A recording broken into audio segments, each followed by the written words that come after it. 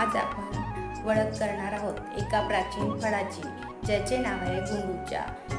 हे फळ अनेक वर्षापासून आयुर्वेदिक औषधामध्ये वापरले जाते, पण त्याचे आजही अतिशय प्रभावी आहेत फायदे। हे फळ खास करून आपल्या शरीराचे नैसर्गिक शुद्धीकरण करणारे आहे। गुंडूच्यामध्ये असलेले गुणधर्मामुळे तुमची त्वचा आणि आरोग्य दोन्ही निरोगी राहतात। गुंडूच्याचा अर्क त्वचेला पुनर्जीवित करतो, त्यामुळे त्वचेवरचे डाग कमी होतात। याचे औषधी प्रभाव तुमची त्वचा आतून हायड्रेट करते आणि चमक वाढवतो।